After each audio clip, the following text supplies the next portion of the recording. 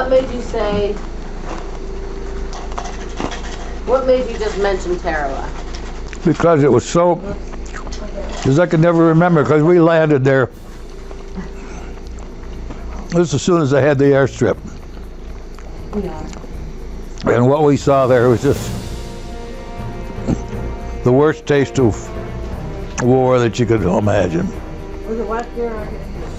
The worst taste of what war can be like. When you take those Marines in there in those boats and you've screwed up so badly you don't even have the tides right. What happened was, instead of hitting it at a higher tide where the landing boats could get in close to shore, it was at low tide and they all went aground up 1,000 yards out there and have to walk through that, wade through there, some of it over their heads. And poor guys were just slaughtered, just as fast. You wonder. It seems like we would have learned. You wonder how. That's something else that, when it comes to the fear factor, something that's very difficult to imagine, and it's what everybody has to deal with themselves. Strange thing about being afraid, the worst possible fear a man can have is failing in the eyes of his comrades. That's in the eyes of your comrades. You can do all sorts of things. The last thing you'll do is bail out on them. No matter how scared you might be, that's the worst fear of all. Consequently, that's what drives these guys to do what they did. That's what drives any of you to do what you do. Those guys waded ashore, just slaughtered. Just as, and they just kept coming. Kept coming. And how they did it is, I talked to a guy later, and he asked me about what we were doing, and he said, I wouldn't do that for anything in the world. And I said, well, what do you do? He says, well, I run a landing boat. He'd bring those guys in as close as he could, and they were, and he's talking about someone else having a bum job. It's, now, the U.S. ended up taking Tarawa ultimately. Oh yeah, well, they ended up taking care of everything, but in a relatively short battle. I mean, you're talking nothing like 3 or 4 days. And in the meantime, these guys are just unbelievable. They had that, the Japs had that set up so that a place where they knew the Marines were going to land, they had markers to guide their machine gunners and mortars and everything else. They were all ready, just waiting, just for poor guys. So that was, we went up the Central Pacific from there. We went to Macon. We went up to the let's see, who was next? Kwajalein Atoll, which was a big one. And the little airstrip was on a part of the Kwajalein Atoll called Roy Namur. And we were there for quite a while because surrounded that area were all these little Jap islands that had airstrips, but they were deemed not important enough to just go in and take. They were just going to bypass them and keep them under control. So that's day after day after day. We'd go to Namura, we'd go to Jaluit, we'd go to Wochi, we'd go here, we'd go there, and go in and you'd drop bombs, you'd strafe, you'd do this and that, and it was pretty cruddy duty, especially when you'd lose some guys and you'd wonder, was that really worth it? But Well, what about was that about the time you were shot down? that was it. Yeah, that was at this place, Wochi. And Wochi had been one of our favorite spots. We'd been to the very first flight I flew in the Central Pacific there against these bypassed islands. Very first thing they wanted to do was knock out the airstrip. And they had two airstrips. One was much better, much larger, better shaped than the other. The other was a little auxiliary airstrip, and they crossed each other. So I went in with a bomb, and I never let the rest of these pilots forget this. I dropped my bomb right in the middle of the intersection, blew a big hole in the airstrip. And I went back and I said, well, there's no sense of wasting a lot of shells on two airstrips when you can knock both of them out. And one, you know, it's just easy going. And yeah. You weren't talking. And then some very funny things happened then. And I probably mentioned some of these. About one was, I hit a concrete blockhouse one time, and this was more than just funny. Nobody knew what these places were, but they were targets, so you hit them. And I hit this blockhouse, and it must have been the main ammunition depot for the island, because it blew up. And I'm not exaggerating. I asked, when I spent the night with Slim down here just a few years ago, I said, did my mind really, do I really remember seeing this? I said, were there chunks of concrete at 8,000 feet in the air, over a mile, blew up out here? He said, they were all over the place. We almost lost more planes trying to avoid your blockhouse than we knew what to do with it. He said, it was all over the stuff. And then there was a time when Slim called me in and he said, our information from the intelligence, which we called ignorance officers, says that at Wochi they've moved the island commander's house and office from a spot that we've been bombing to another little part of the atoll. He said, now they've got it fixed up so it looks like a bamboo hut, so it doesn't look important. But that's, according to the ignorance officers, that's just camouflage for another blockhouse. He said, they want us to knock it out. He says, you take your division. So what we will do, we'll hit the lower part of the atoll and kind of get everybody thinking there, and you can come in, get the blockhouse, and do it any way you want. You tell them, your men, how you want to set it up. So I said, okay. I got my wingman, division leader, and his wingman. And I said, instead of coming in one at a time like you do dive bombing runs and so forth, I said, I want everybody to come in at the same time, 4 in a row, so that everybody's firing your machine guns at the same time. And that'll scare more people down there than one guy coming in at a time.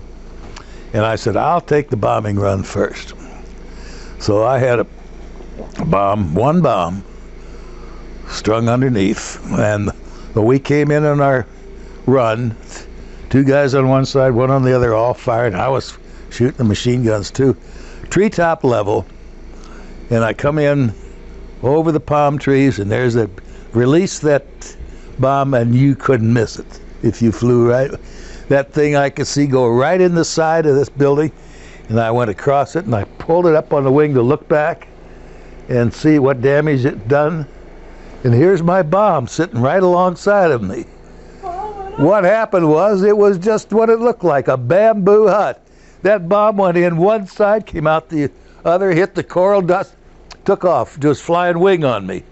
And I just about spun in, trying to get out of the way. It scared me to death. I went this way, And that thing, and you should have heard those other three guys.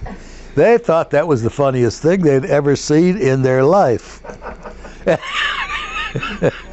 if you like, you're gonna bomb yourself. That's about what it about. When it went off, I could feel it, because I had maybe a 3-second delay fuse or something like that. Figured drive that baby in to the concrete blockhouse and it'd stop in there, and in 3 seconds it goes off. Well, 3 seconds, it was a long time.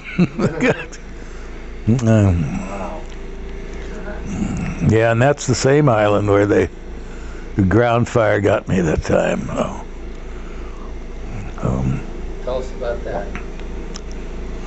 Well, we'd made bombing runs elsewhere on the atoll, and then after that, while there was still some guys to continue bombing, why you were to pick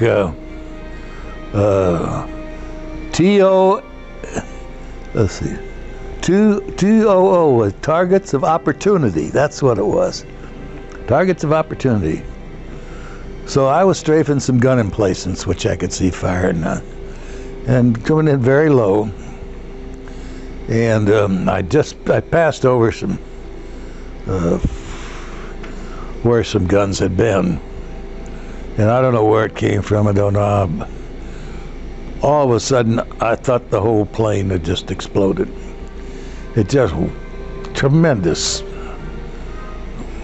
blow, and it shocked me. And the first thing I can remember is I could smell gasoline, which indicated there was a good chance of fire, and that really bothered me.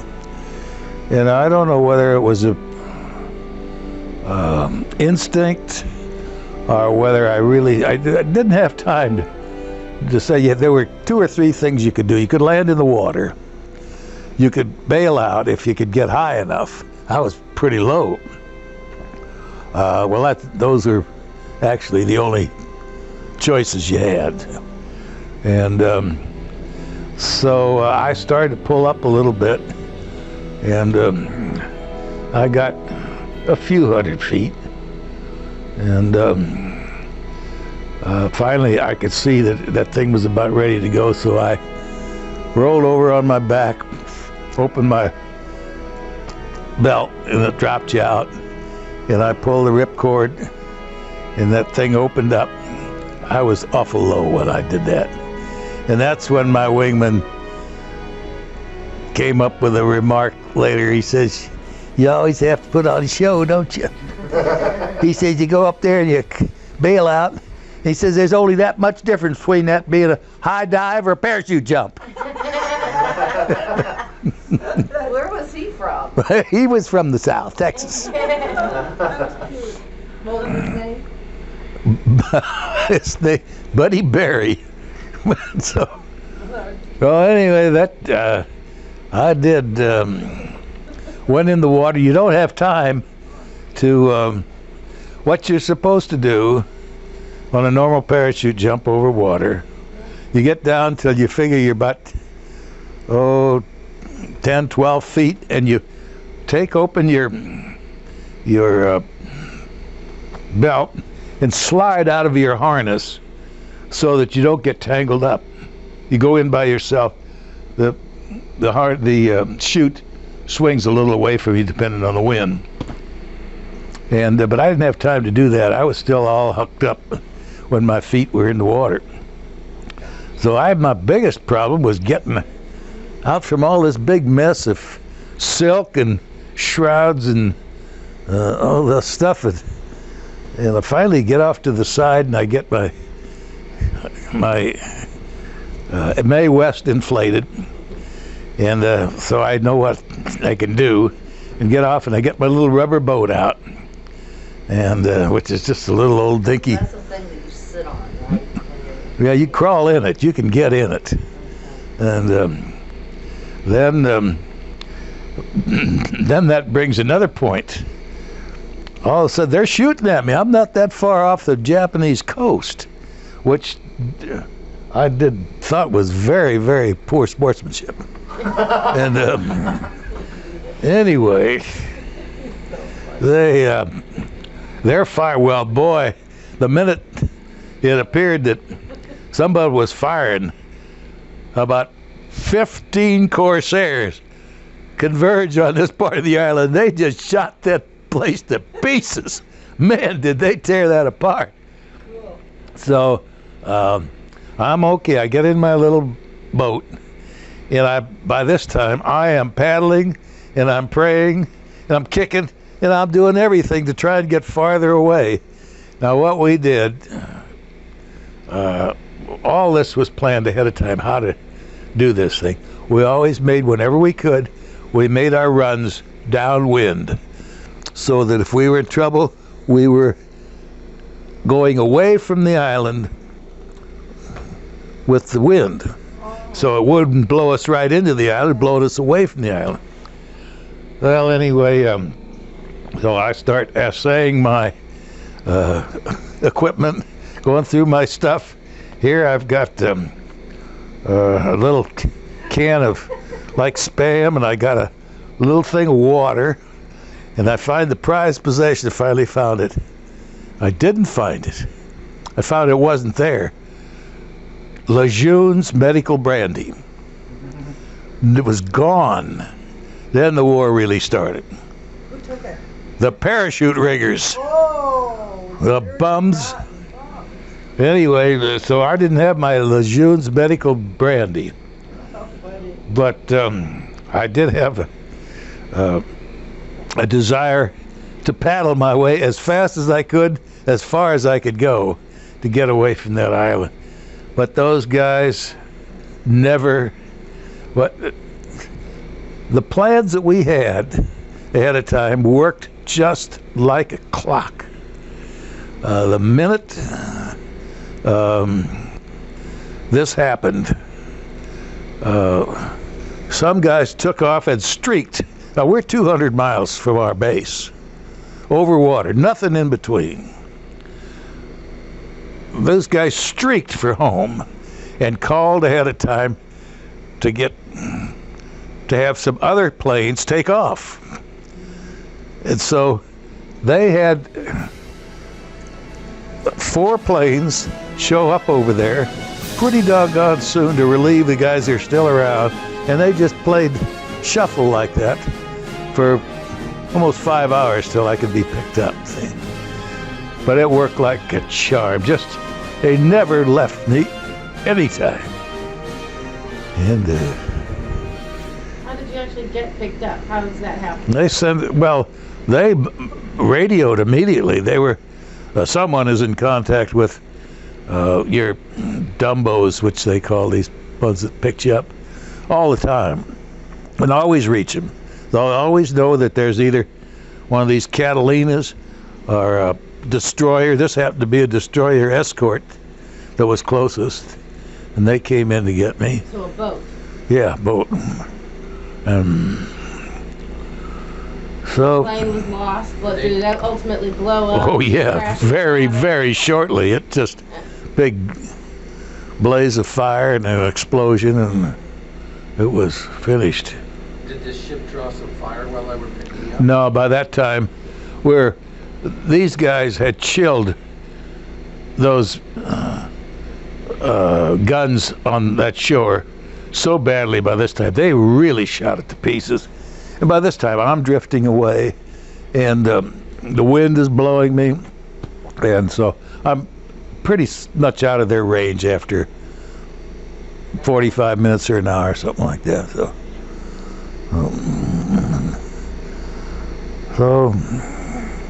But that was a welcome sight to have that boat show up. And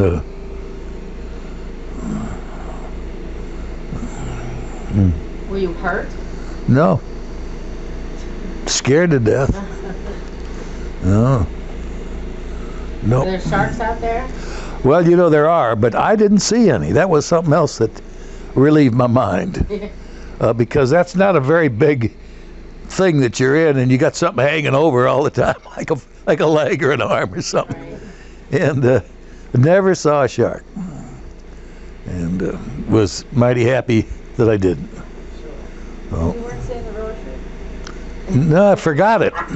The devil made you say Yeah, it, right? I forgot it. So,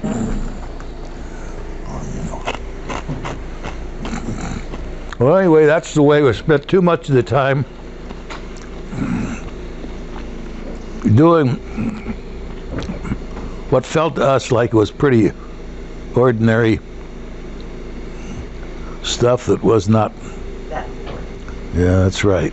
Well, anyway, I guess everybody has their little cross to bear. And then it came time. This was a 14-month tour of duty, too. So it was not just a short affair. And we flew a lot of missions. We were flying them night and day. Even at night, somebody got the idea of, see, every day you'd bomb these places, tear up their runways, and at night they'd get right out with their equipment and repair them all again. Come in the next morning, they'd be just as good as new. That's the way the Japanese were. But they decided one time that they'd try psychological warfare, because at Guadalcanal they had this Jap called Washing Machine Charlie. He used to come over at night. He never got any sleep. He buzzed around. Every once in a while he'd drop a little bomb someplace, and there was nobody to go up. We weren't night fighters, had no radar or anything like that.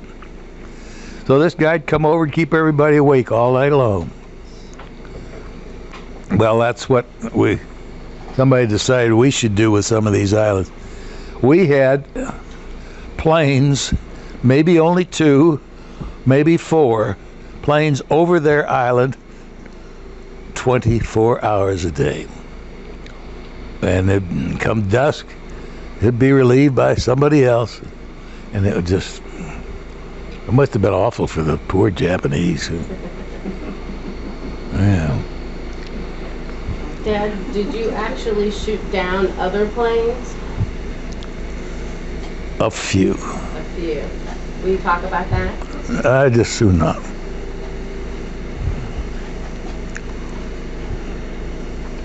Were you the leader of your squadron? The squadron? No, I was a division leader, which meant I have 4 planes, and Slim was a squadron commander on that tour. And I'd say one thing about him. They had a meeting one time. They called back the squadron commanders, talking about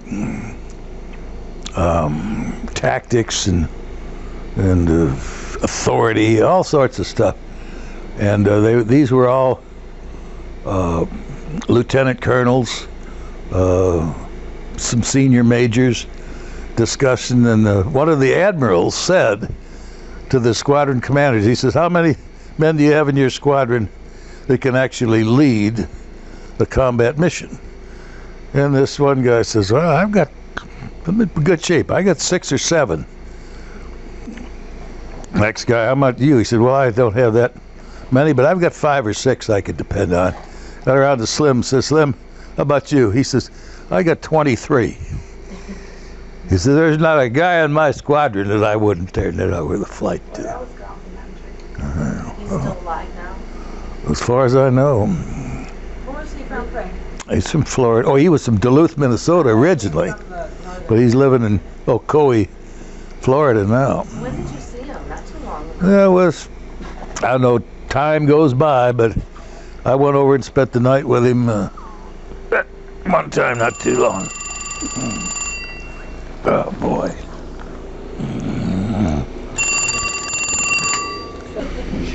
Should you save the best liquor until last? Well, glad you brought that up.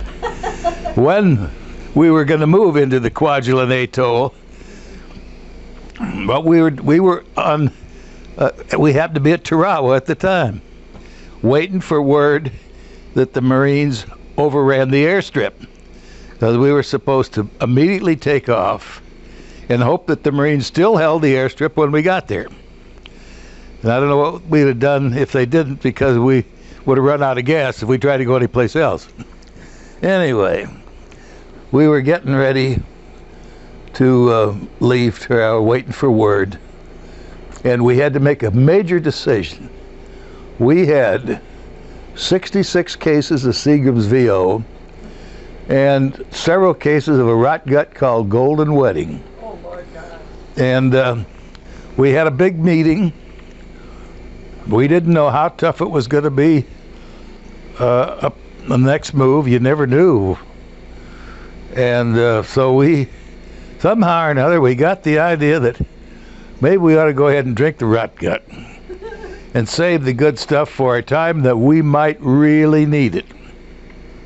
Well, it didn't last long, because the first night ashore, the Japs came back and bombed the island hard. And at this point, still a lot of stuff that we had squadron gear we just brought in and dumped on the shore, didn't have time to put it anyplace yet. And the Japs hit the whiskey. And 66 cases of whiskey went up in the blue flame. And that's when I told you there are 18 pilots got the Purple Heart for diving into the flames to get whiskey out. So that's how you got yours? How did you get yours? Isn't that how you got it? I was so impressed, Fred. Well, that thing in the side was, that was... Oh, the liquor one's much better story. I like the Lloyd liquor story better too. Are there any other decorations that you received that you can talk about? Yeah, but you just heard about them. It's not that. I only mentioned the Purple Heart. No. I think most of us are not familiar with any other. Well, there's nothing big. There's an air medal, a presidential citation. I got the Purple Heart. I was shot right square in half. And distinguished flying crosses. And? Well, that's enough. And? That's all. Did you ever get to meet the president? No. No.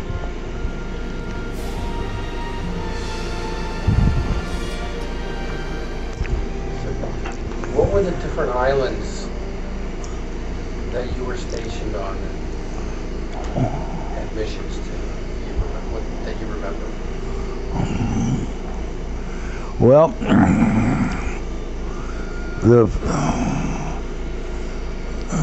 I guess the first was Guadalcanal, and then of course I ended up back in the States after that. And when we went out from the States on the second tour, we left the Marine Corps base on Hawaii, which was named Eva, E-W-A, Eva. And we were put aboard a ship that took us to American Samoa, which is where Pango Pango is. And then that ship took us to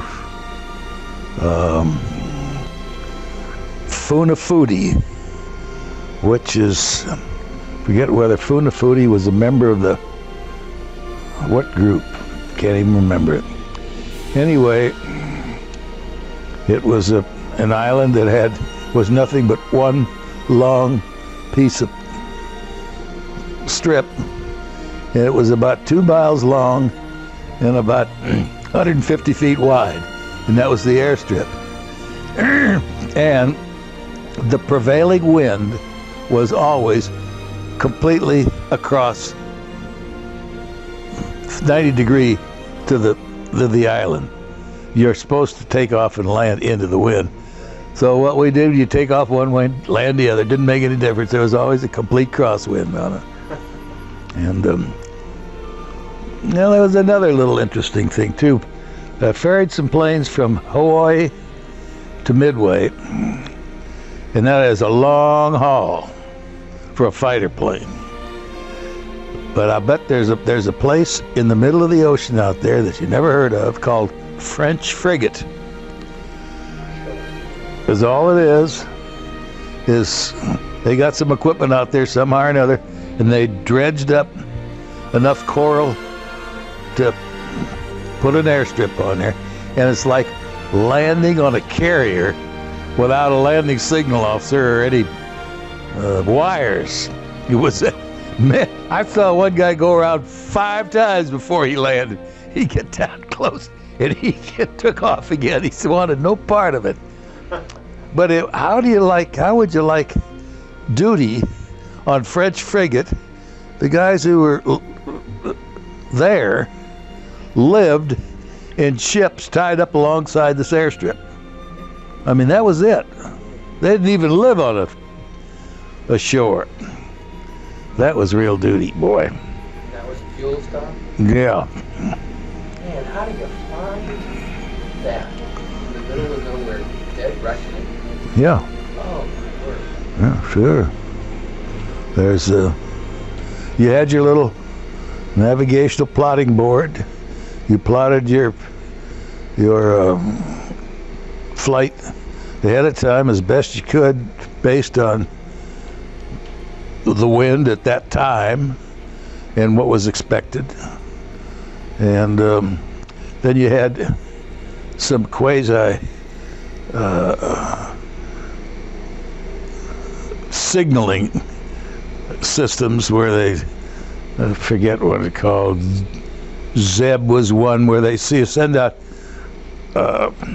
signals in 360-degree circle, and you have a chart.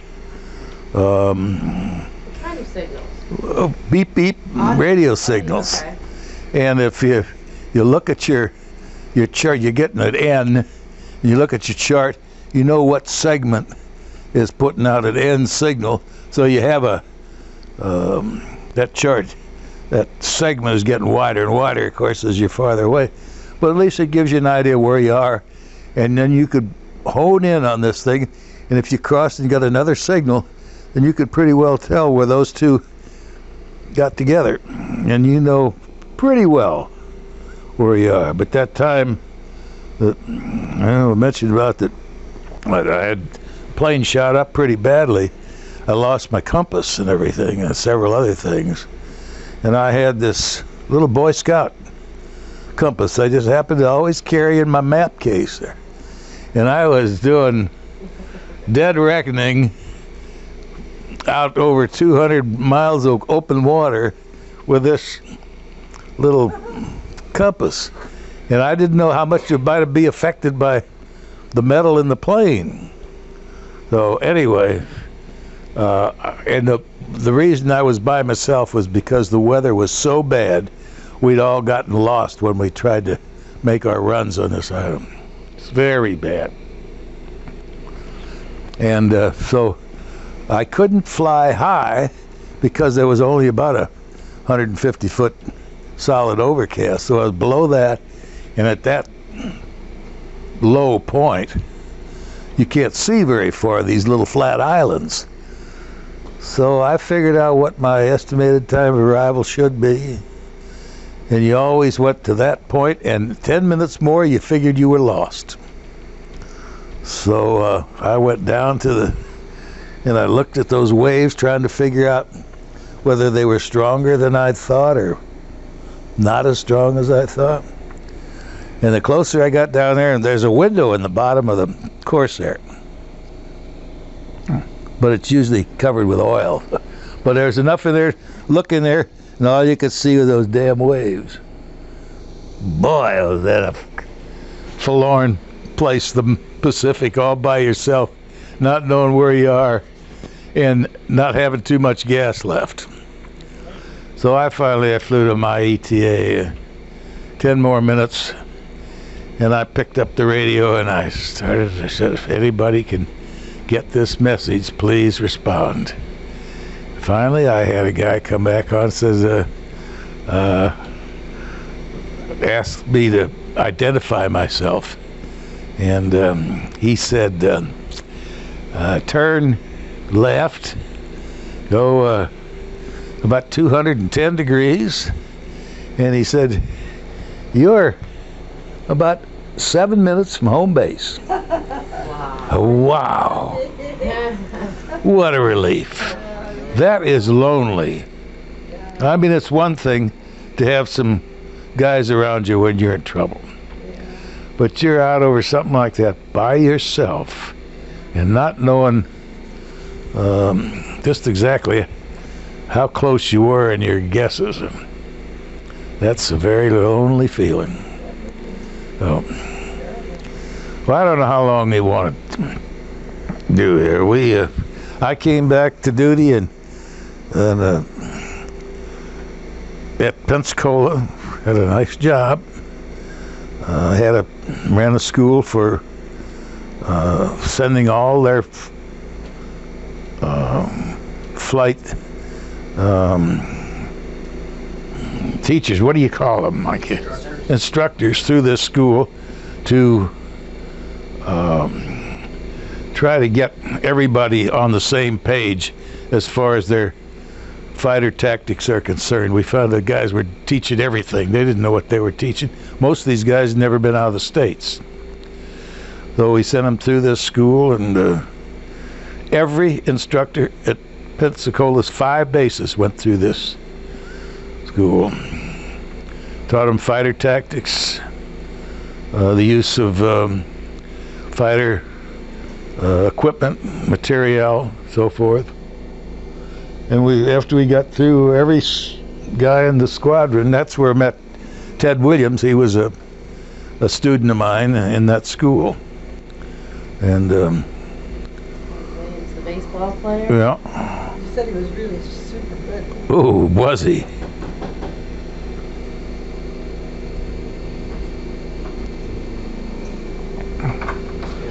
Had he... So while you were training, were you actually still in the service at this point, correct? Oh yeah, I was in the service until the war ended. This was How many years, Frank, were you in the service? well, 4 from December the 9th, 41 to December the 5th, 45. Mm-hmm. So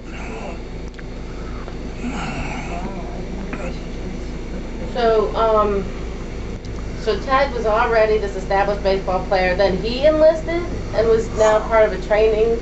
well, he enlisted, I don't know when, but he'd been in the service long enough. Mind you, this was late 44 and early 45.